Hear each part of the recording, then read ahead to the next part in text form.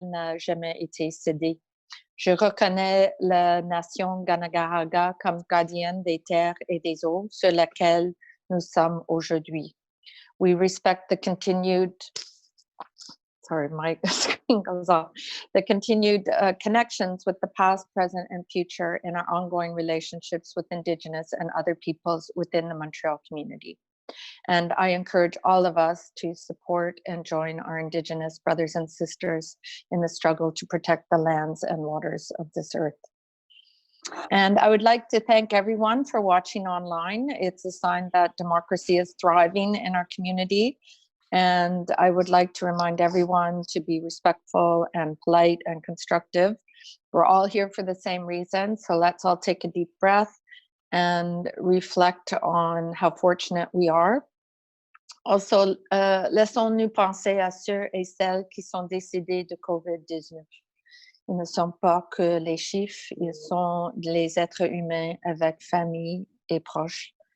And I'd also like to extend my sincere condolences to all the victims and families in Nova Scotia, the victims of the very tragic and horrible mass shooting yesterday. So let's just take a moment to reflect and to send out positive vibes to all those people hurting today.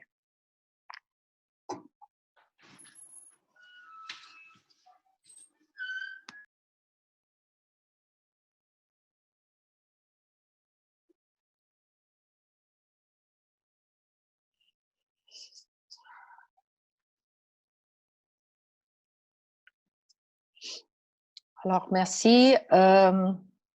J'aimerais maintenant vous présenter mes collègues, Monsieur Marvin Rotram de Snowden. Bonjour à tout le monde. Good morning, everybody. Magda Popiano de Côte-Neige. Magda? Bonjour. Thank you to be with us this morning. It's very important. Thank you. Lionel Perez de Darlington. Bonjour tout le monde. Hello, everyone. Christian Arsenault de Loyola. Bonjour tout le monde. I hope you're all safe and well. Et Peter McQueen de NDG. Good morning, everybody. Bonjour et merci d'être avec nous. Et j'aimerais aussi vous présenter notre directeur d'arrondissement, M. Stéphane Plante, et je vous prie de présenter vos collègues. Oui, bonjour, Madame Montgomery, Madame Popianou, Monsieur les conseillers, Madame Geneviève Reeves, secrétaire d'arrondissement, Madame Bonjour. Julie Faraldo-Boulet, secrétaire recherchiste, Monsieur Pierre Boutin, qui devrait se joindre à nous là, sous peu, qui était sur un autre appel, directeur des travaux publics, Madame Guylaine Gaudreau, directrice des services administratifs, Madame Sonia Gaudreau, directrice sport, loisirs, culture et Bonjour. développement. Et Madame Lucie Bédard, directrice de l'aménagement urbain et du service aux entreprises. Voilà. Merci beaucoup, Monsieur Plante. Alors, on procède maintenant à 10.02, adoption de l'ordre du jour. Je propose. Ma compréhension est que le dossier 40.01 est retiré. Exactement. D'accord. J'appuie. OK. Adopté. OK. 10.03. Période de commentaires de maire et conseillère. Alors, bonjour tout le monde. Aujourd'hui, nous rencontrons virtuellement, comme vous voyez.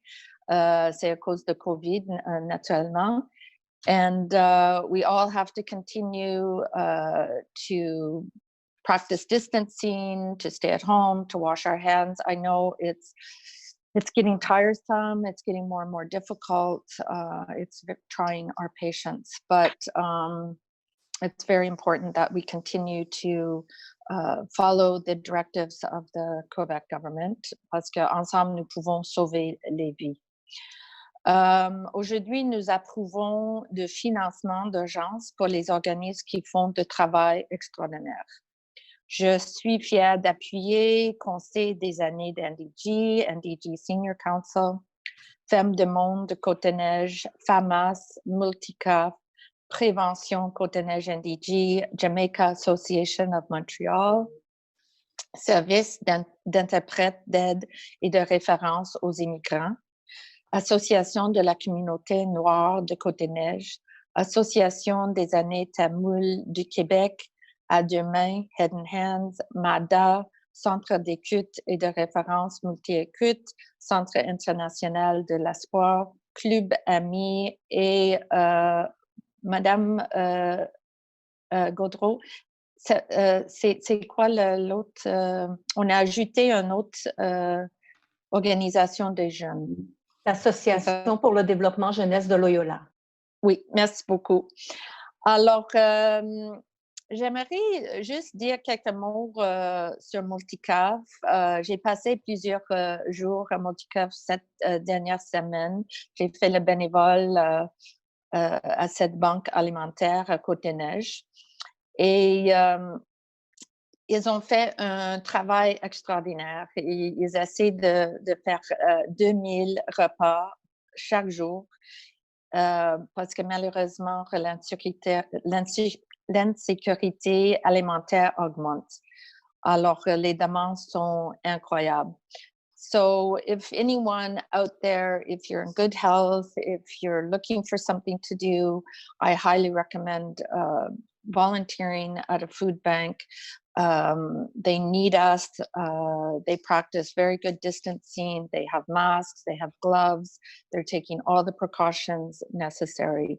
And people in our borough really, really need this help, these meals.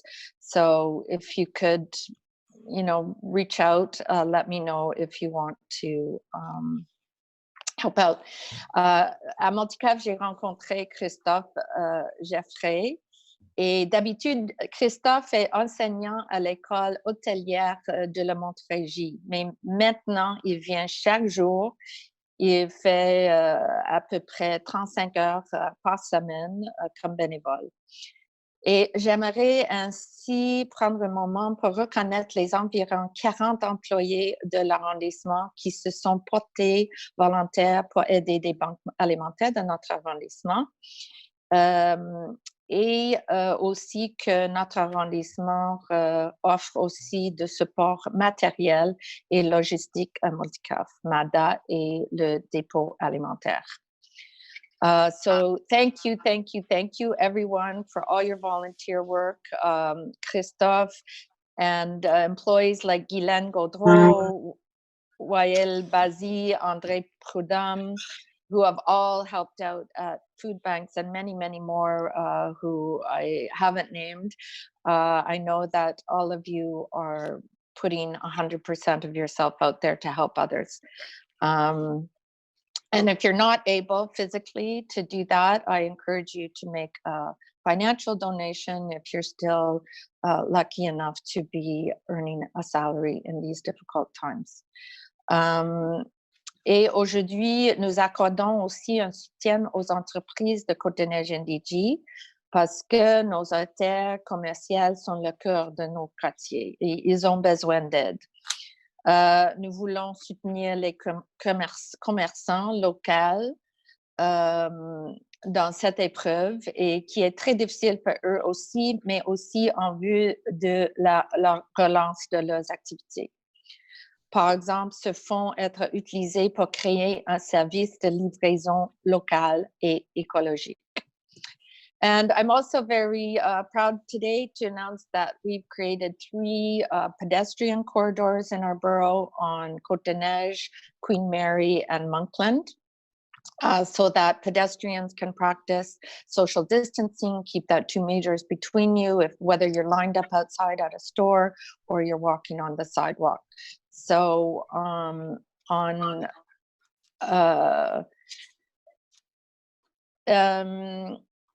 so what we've done is we put bollards. It may look like a bike path. They're like the similar bollards that are on the bike path, but it's actually for the pedestrians.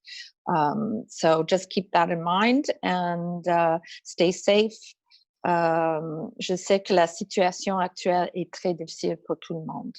ensemble, en respectant les consignes et en étant solidaires, nous allons passer à travers. It will get better. I know it's hard to believe now, but it will. Et dernièrement, jeudi marque le début de Ramadan. Cette année, les fidèles célèbrent une autre manière. Unfortunately, for Ramadan, you won't be able to pray together in the mosques or get together for iftar. And I know that that's very difficult for all of you, but it's very important that we continue to respect the directives to not gather in groups and so that we can get through this together.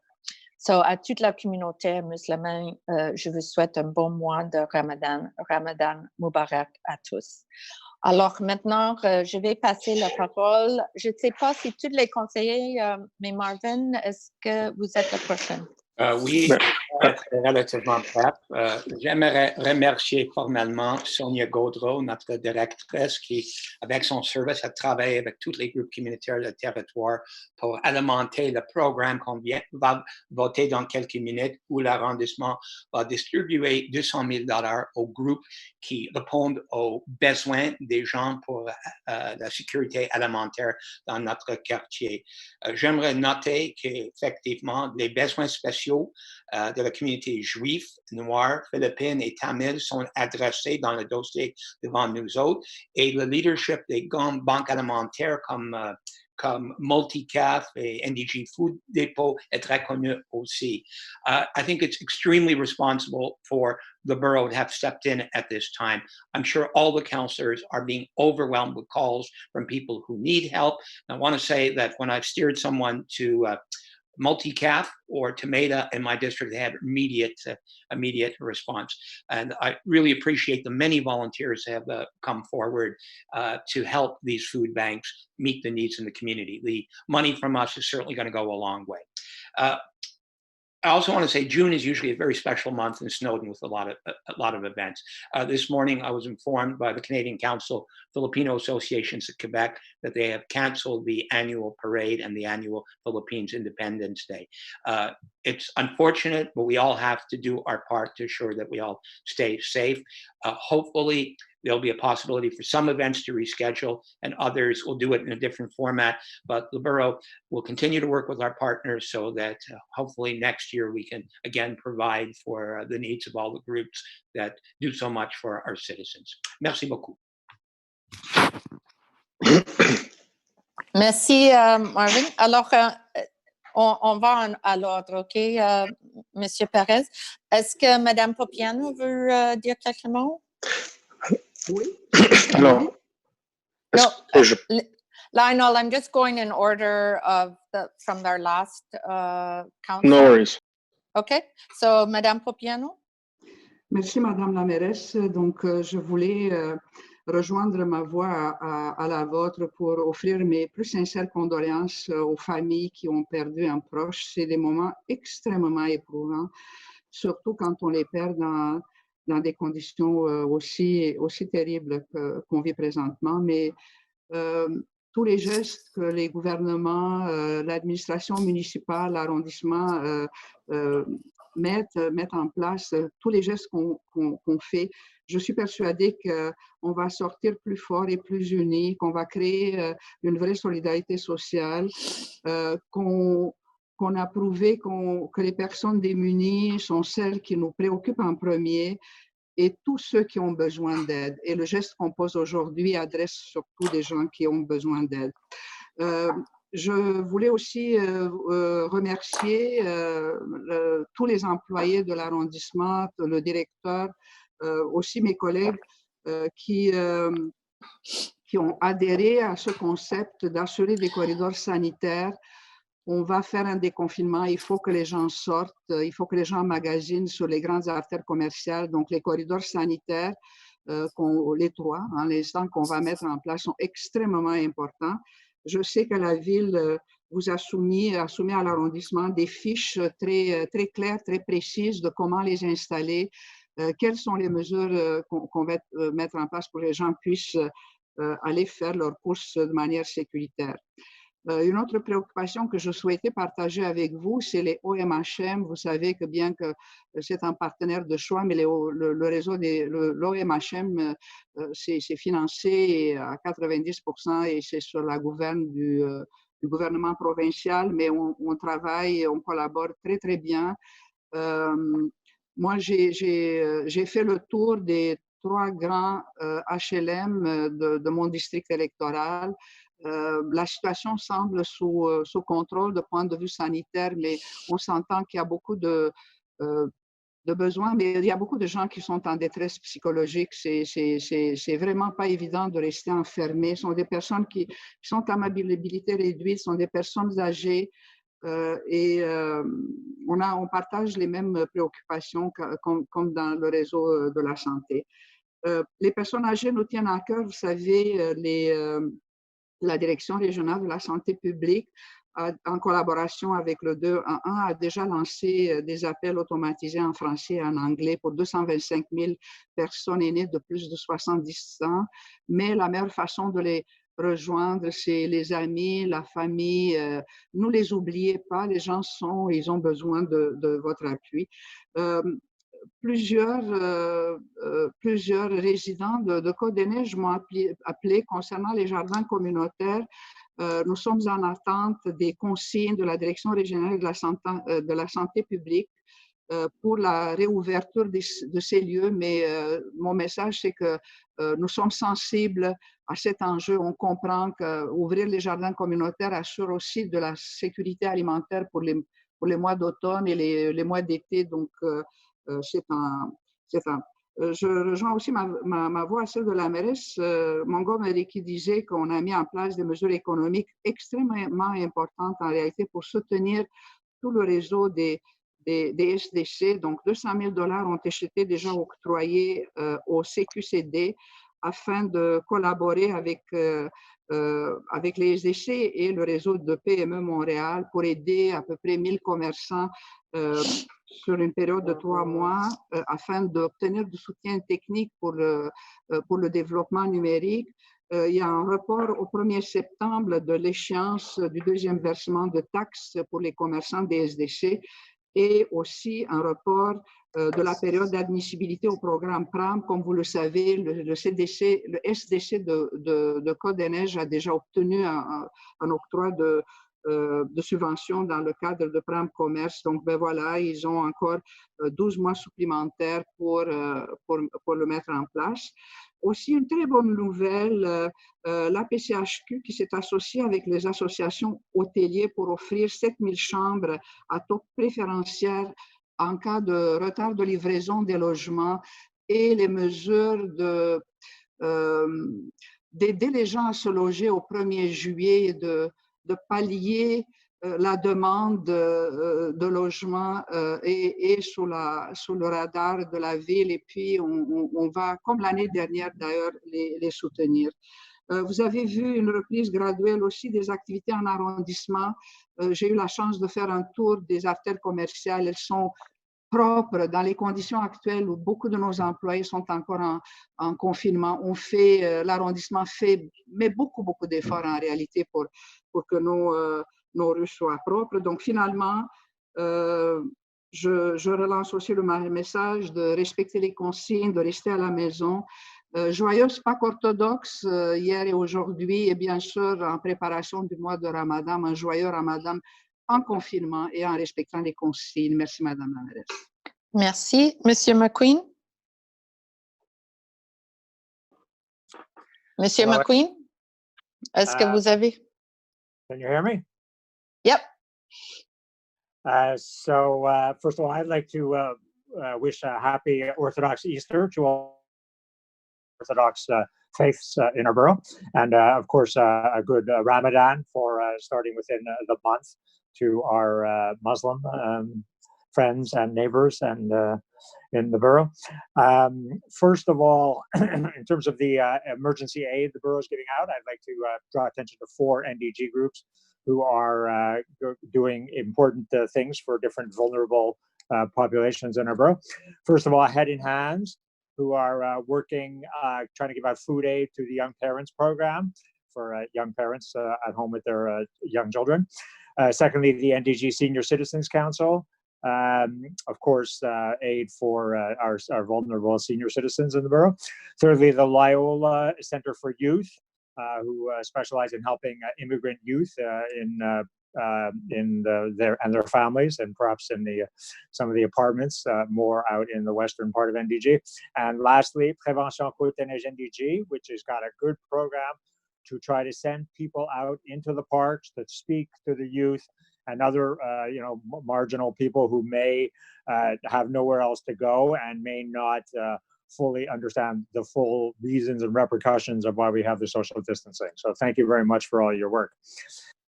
Deuxièmement, j'aimerais parler, comme la mairesse, des mesures de distanciation sociale que nous avons prises sur notre plus important artère commerciale de Notre-Dame-de-Grâce, sur la rue Moncton. Alors, les bollards ont été mis en place durant le week-end. C'est tout près là, mais souvenez-vous que c'est encore juste pour magasiner. Alors, so the idea, folks, go out on Monkland when you need to go to a store. If you need to go over to the metro station quickly to go to work, use Monkland. If you just want to go out for a walk or some exercise for a jog, I think it's still better to use other streets where nobody is waiting in line to go into the stores. Finally, I just would like to make a couple of comments about Sherbrooke Street, also obviously an important commercial artery in our borough. So thankfully, our services reacted to a situation I signaled to them. And at the corner of Wilson and Sherbrooke, where a construction fence had been put up around the Dollarama because the brick had fallen, there was no secure distance for people to walk around the lineup of people waiting to get into Dollarama. So about 2 weeks ago, they acted and put up a corridor for pedestrians to get around that. Of course, Sherbrooke is more difficult because there's the bus lane, because it's a numbered highway in the provincial highway system. So we're looking at our options. We're looking next at the Grey and Sherbrooke Street area, where there's also a drugstore with a lineup, looking at ways we can try to keep people more separate on Sherbrooke Street as well. So that hopefully we'll be coming up with solutions in the days and weeks ahead. Have a good council, everybody. Thank you. Merci. Monsieur Perez? Merci, Madame la mairesse. Je vais être assez bref. Évidemment, mes collègues ainsi que vous-même ont déjà exprimé nos pensées, nos sentiments à cet égard. Premièrement, évidemment, nos pensées pour non seulement, évidemment, les victimes du Covid, mais également les victimes indirectes, notamment ceux qui sont dans le réseau de la santé. Nous avons eu malheureusement une personne qui préposait à un CHSLD qui est décédée. Alors, de penser à eux, c'est vrai, héros de tout le réseau de santé, de ceux qui sont là pour les services d'urgence particulières. Deuxièmement, concernant évidemment l'octroi des subventions, remercier les services d'avoir collaboré et travaillé avec toutes les équipes sur le terrain, avec tous les organismes sur le terrain pour pouvoir justement les aider à fournir un besoin qui est très nécessaire malheureusement dans les circonstances. 200 000 $, c'est beaucoup d'argent et en même temps, c'est pas assez d'argent. Alors évidemment, on fait une part importante auprès de nos organismes locaux. On a également un 100 000 $ que nous avons octroyé pour Centraide. Évidemment, ces montants-là vont être usés assez rapidement. On va devoir amorcer une réflexion à moyen terme, comment aller chercher de l'argent d'autres paliers du gouvernement, de la ville-centre, parce qu'il y aura des besoins qui vont continuer malheureusement. Également, remercier évidemment tous les services, Monsieur Plante, Madame Gaudreau, ainsi que toutes les équipes à cet égard, de travailler de façon très efficace, très rapide avec les organismes. Et puis, un grand merci aux organismes qui puissent justement subvenir à un besoin qui est très nécessaire, qui eux-mêmes, ils ont leur propre défi de pouvoir avoir assez de bénévoles. L'École Bleue, notamment, ils ont aidé à cet égard à plusieurs endroits. Merci également. Mais il va avoir un besoin d'avoir une concertation à moyen terme pour travailler les solutions de notre arrondissement. Je vais également souligner que je pense que concernant les corridors piétons, ça démontre à quel point que notre vie a été chamboulée et le sera pour un bon petit moment. Des choses qu'on n'aurait pas nécessairement pensé, ça fait quelques mois, deviennent une réalité. Et moi, ce que je pense que cette nouvelle réalité, elle va devoir nous orienter pour toutes nos décisions, pour toutes nos décisions à venir au cours des prochains mois, de la prochaine année. Je pense qu'il y a une nouvelle réalité et on devra toujours prendre ces décisions dans un contexte de COVID. Ça ne veut pas dire qu'on doit laisser un COVID monopoliser toutes nos décisions, mais c'est sûr qu'on doit prendre un volet, un élément, un impact de COVID concernant nos décisions, et je pense que c'est quelque chose qui est tout à fait approprié. Et sur cela, nos pensées également pour, malheureusement, à cause de la tuerie en Nouvelle-Écosse, une tragédie, une réelle tragédie qui fait mal à tout le monde à travers le pays, et on peut avoir que des pensées pour les proches des victimes à cet égard. Finalement, des bons souhaits à toutes les différentes communautés pour les différentes fêtes qui vont célébrer au cours de la prochaine semaine. Je vous remercie. Merci, M. Perez et M. Arsenault. Merci, Madame la mairesse. Quoi dire qui n'a pas déjà été dit? Alors, moi aussi, je serai assez bref. Les remerciements, bien sûr, aux organismes communautaires, à tous les bénévoles qui œuvrent en ce moment, et les services, notamment, pour leur travail très rapide, non seulement pour financer par le biais de ce fonds d'urgence les groupes qui en ont besoin, mais le support logistique qui continue depuis des semaines maintenant. Également, there's some good news for residents of NDG that may not have popped up on your radar, but that I've been spreading the word for just over the past few hours. There's a grocery response initiative that's being coordinated by New Hope Senior Citizen Center, the Sears, and Concordia University. It's a partnership. And I'll just actually read it here off of the main post, which is a grocery order and delivery program for seniors isolated in their homes in NDG during the pandemic. Seniors are invited to call the free number and leave a message. Volunteers return their calls and take orders from a simplified grocery list. The grocery store assembles the order and delivers it quickly with no delivery fee. So the model and tools can easily be adapted and replicated in other neighborhoods. So for any of those outside of NDG that are tuning in, that are interested in launching something like this, you can call and leave a message as well. And the number is 1-800-406-6254. The website is www.groceries-ndg.ca. So please spread the word. Let's continue to support those that need it the most. That's what we're doing today by adopting these files, and that's what NDGers across the neighborhood have been doing for weeks. Let's keep it up. Ça va bien aller. Merci. Merci beaucoup. Maintenant, on passe au point 10.04, période de questions et demandes du public. Alors, Madame Reeves. Oui, la période de questions pour les séances extraordinaires est de 30 minutes. Tel que précisé dans l'invitation à la séance du conseil, les citoyens ont eu l'opportunité de poser des questions ou de donner des commentaires par écrit en remplissant le formulaire en ligne qui était prévu à cette fin, le vendredi 17 avril, entre 9h et 2h. 6 personnes nous ont soumis des questions et des commentaires. Nous avons remis aux élus et aux directeurs la liste des questions suivant l'ordre qui a été déterminé par tirage au sort, en respectant l'alternance homme-femme. Un maximum de 3 questions ou commentaires peuvent être soumises sur un même sujet. Les autres questions qui portent sur le même sujet pourront être soumises à la fin de la période de questions si le temps le permet. Merci beaucoup, Ms. Reeves. So the question period will be 30 minutes. And the questions have come online from people who filled out the form starting last Friday. We draw the names, or our services draw the names, and we alternate men and women. And there's only 3 questions allowed on the same topic. If there's more than 3 the extras go to the end of the line. If there's still time, we will do it. We will answer those questions. So today we have 6 questions. The first one is from Madame Joanne Wemmers. Coronavirus has changed the way we live and will continue to do so for the foreseeable future. Our borough already has the highest number of known coronavirus cases on the island.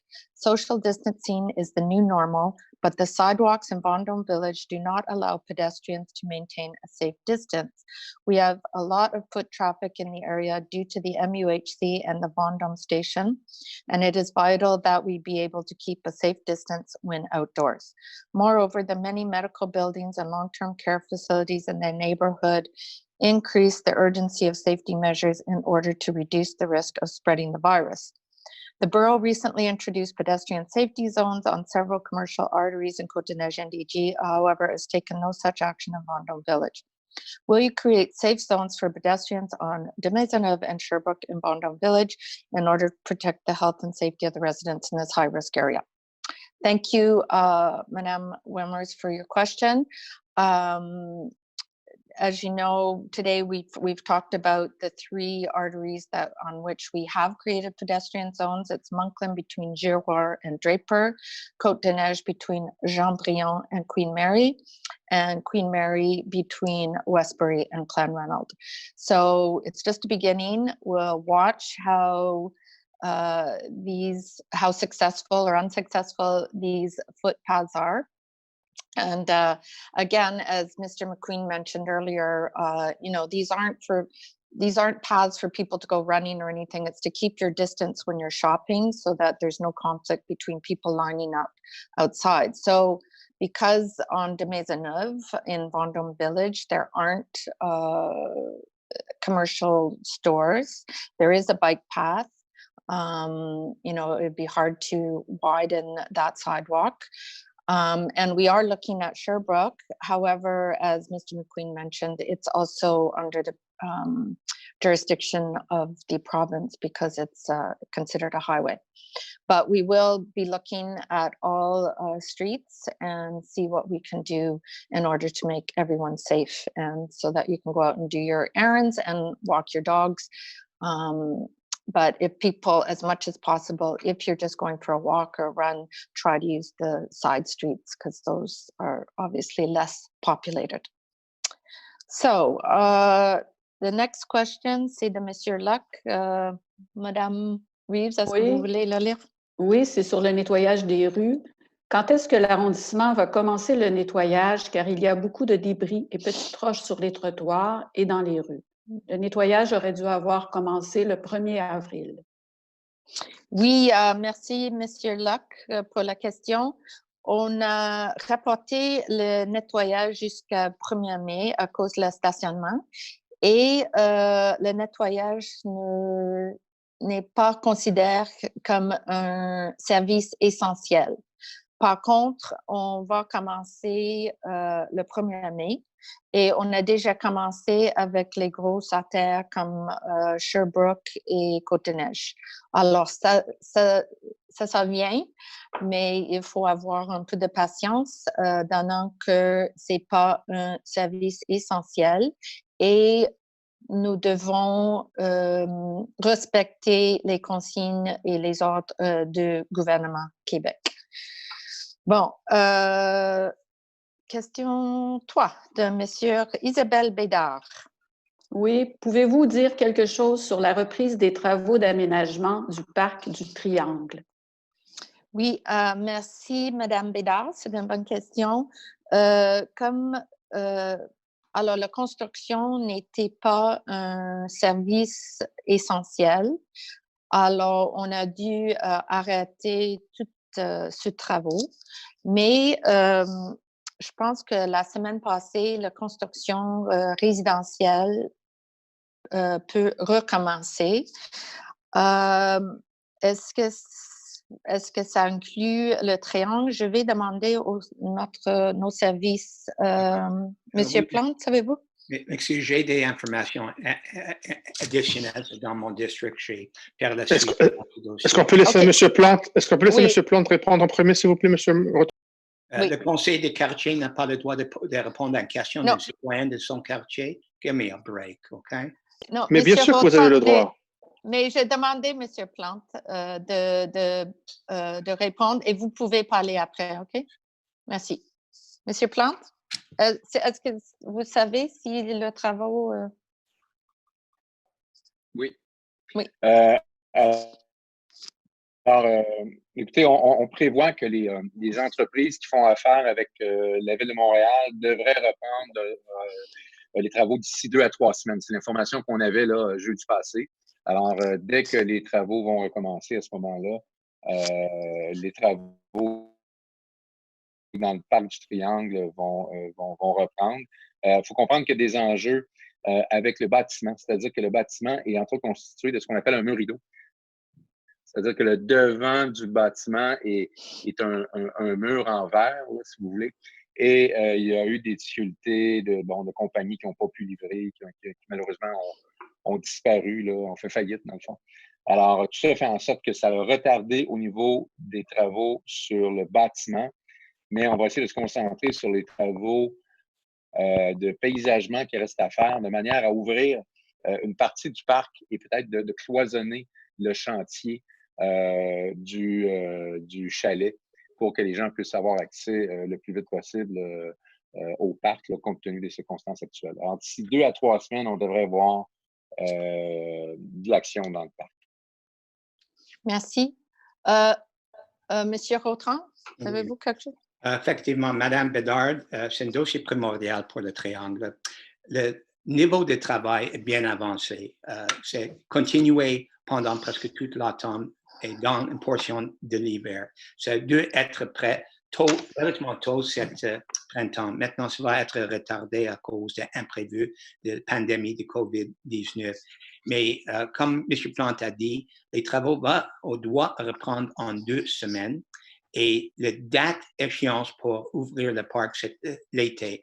On espère d'être capable de livrer ça en juillet si les consignes sont levées par l'autorité santé. Mais par contre, le chalet ne va pas être prêt jusqu'à octobre, peut-être même novembre.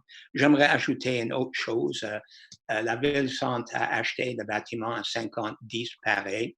Et on espère démolir ce bâtiment dans les semaines qui viennent et gazonner le terrain qui va ajouter de verdure dans le secteur du Triangle. Je reste en contact avec tous les bâtiments dans le secteur, dans les conseils des copropriétés, et je vais les aviser de le progrès de travaux. Le parc a été promis. La Ville a investi plus que 15 millions de dollars et ça va être livré cette année. Malheureusement, la jouissance totale de ce parc va probablement être retardée pour la majorité des résidents jusqu'à l'année prochaine. Merci. Alors, 4e question, c'est de Marguerite Clark. We have the highest number of COVID-19 cases here in NDG and in Montreal. Why aren't more restrictions being taken? Montreal is Canada's epicenter of COVID-19 and Côte-de-Neige NDG, the hotspot on the island.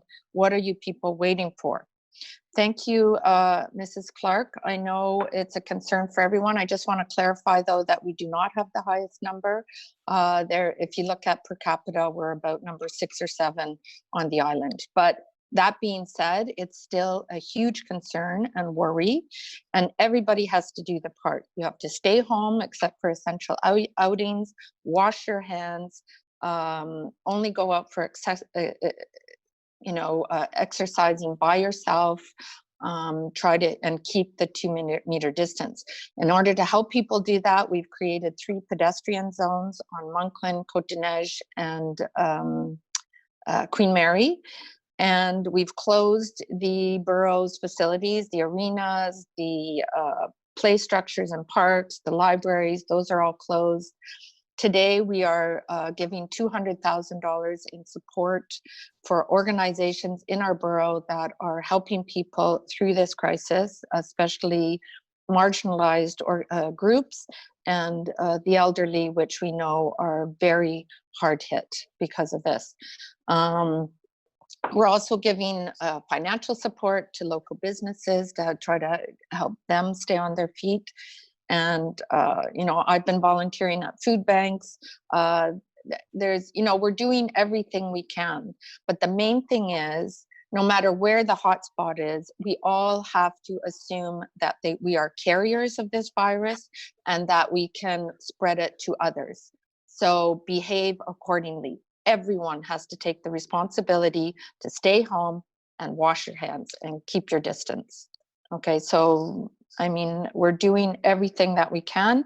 The directives all come from the province, and we are doing our best to follow the directives and make sure our citizens do the same. Alors, numéro 5, Madame Nicole Manor. Why are the streets filthy during a pandemic? Did you know that every other country is cleaning and disinfecting the streets, bus stops, and even money? This is one of the most infected regions in Canada, and your policy is to do nothing to protect us.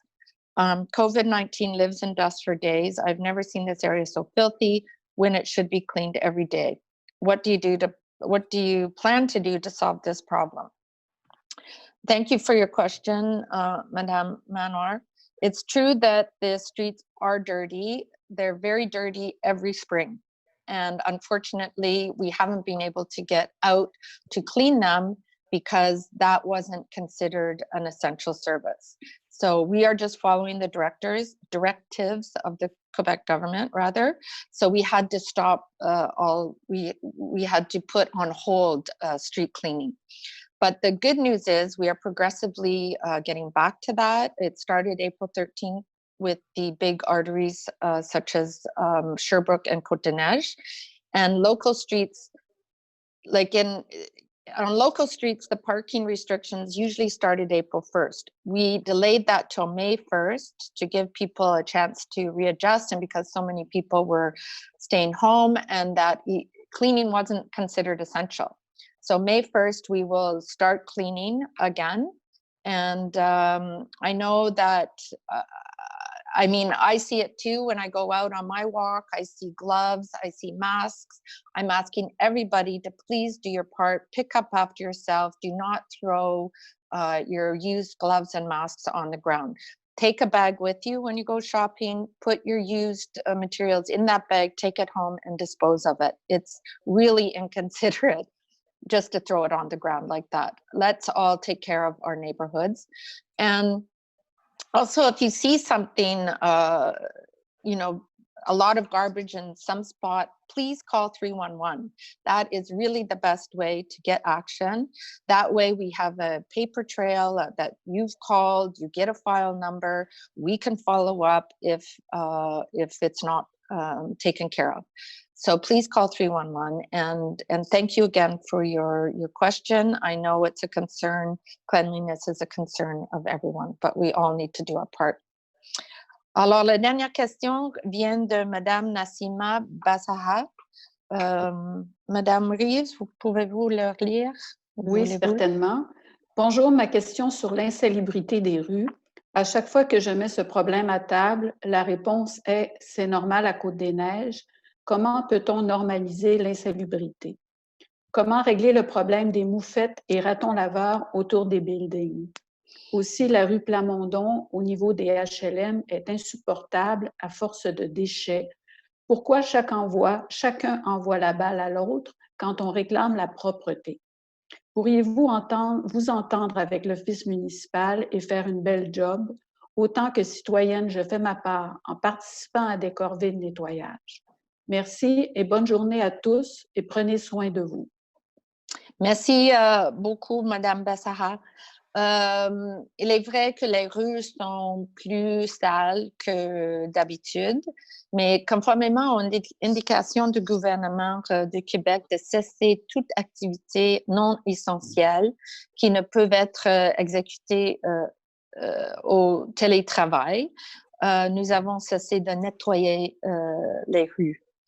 Mais la bonne nouvelle, on commence lentement et on a déjà fait les artères principaux comme Sherbrooke et Côte-des-Neiges depuis le 13 avril.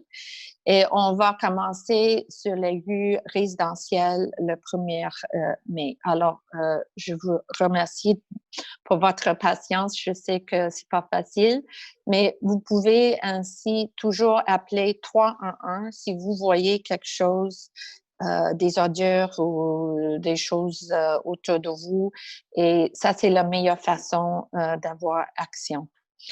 Si vous permettez, Mme Oui. Montgomery, juste un complément d'information, si vous permettez. Depuis la semaine dernière, on envoie des équipes de col bleu à pied pour essayer d'aller nettoyer les rues qui sont alentour des hôpitaux. Par exemple, au niveau du CUSM, on le fait là, dans les rues Vendôme, Northcliffe, Gray, dans ce secteur-là. On va le faire également dans le coin de l'hôpital général Juif et des autres hôpitaux. Alors, c'est sûr qu'on ne peut pas envoyer nos équipes mécaniques pour l'instant, mais on essaie tranquillement d'intervenir. Hier, on a fait une petite tournée de l'arrondissement et vous avez raison que les masques et les gants, c'est assez impressionnant. Alors, on va se concentrer, essayer de ramasser ça pour les prochains jours, mais à pied. Donc, ça vaut ce que ça vaut, quand même. Oui, ça prend du temps à pied. Alors, merci beaucoup, M. Plante. Et concernant l'insalubrité, Mme Bassara, c'est vrai, c'est pas normal de vivre dans l'insalubrité, mais et je suis d'accord avec vous, tout le monde a droit à un logement sécuritaire et décent. Mais la présence de comment on dit ça, de moufettes et ratons laveurs à l'extérieur n'est pas nécessairement signe d'insalubrité parce que nous partageons notre milieu urbain avec la faune urbaine. Alors, c'est pour cette raison qu'il est important de ne pas laisser d'odeur traîner et de tout faire pour ne pas encourager les moufettes et le raton laveur à nous visiter. Alors, et comme je dis, c'est essentiel d'appeler 311. Comme ça, vous aurez un numéro de dossier et comme ça, on peut faire le suivi. Alors, c'est la fin des questions. Merci beaucoup.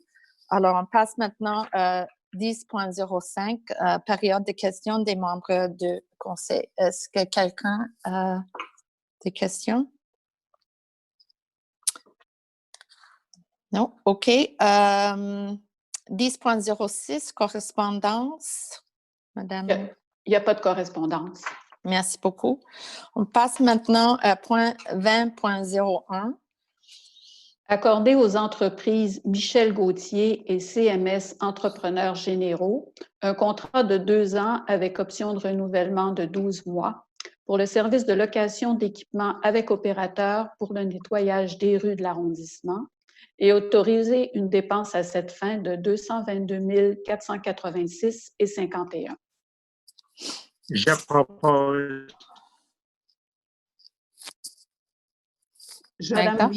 J'appuie. Adopté. 20.02.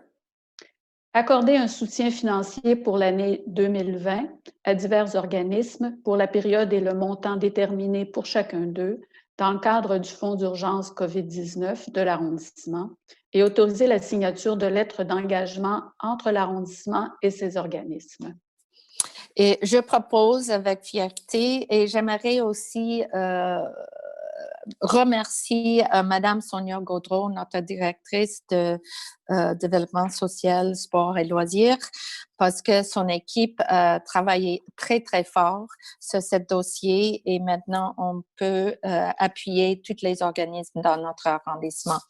Alors, cette motion, c'est appuyée par tout le monde, toutes les conseillères, et je suis sûre qu'ils me rejoignent pour vous remercier, Madame Gaudreau et votre équipe. Oui, j'ai une question. Oui. Aujourd'hui, on approuve de libérer des fonds urgents pour les groupes jugés de répondre aux critères.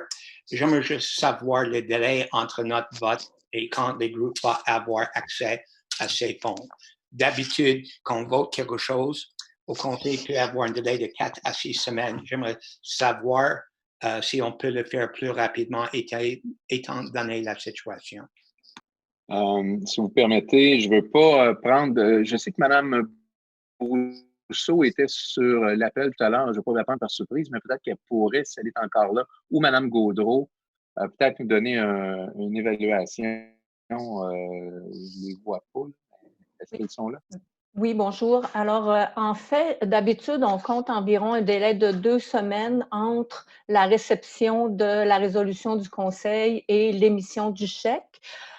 Tout est prêt pour que nous puissions faire les demandes d'émission de chèque cette semaine et je ne peux parler pour le service des finances à la Ville-Centre, mais je vous dirais que peut-être pas la semaine prochaine, mais le début de l'autre semaine, on pourrait penser que les chèques soient déposés parce que plusieurs organismes maintenant optent pour le dépôt automatisé là, par Internet dans leur compte.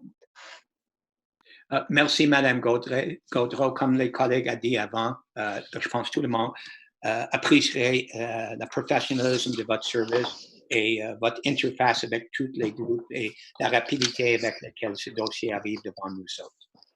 Je vous remercie. Les bons mots vont être transmis à mon équipe. Merci. Merci, Mme Gaudreau. Alors, c'est adopté. Et point 30.01. Créer un fonds d'urgence local de développement économique COVID-19 de Côte-des-Neiges, Notre-Dame-de-Grâce, d'un montant maximal de 40 000 $ pour offrir un soutien financier accéléré aux organisations et associations venant en aide aux commerces et entreprises de l'arrondissement. Et je propose, et c'est appuyé par tout le monde, et j'aimerais aussi remercier Pierre Bourgault et Mme Guylaine Gaudreau pour leur travail sur ce dossier. Et j'aimerais souhaiter aussi nos commerces bonne chance. Je sais que c'est pas du tout facile pour eux. Et j'encourage tous les résidents d'appuyer tous nos commerces et acheter des choses locales. Alors, c'est adopté. Et avec ça, je lève la séance. Merci tout le monde et Merci, au revoir. au revoir. Bonne journée. Au revoir. Merci.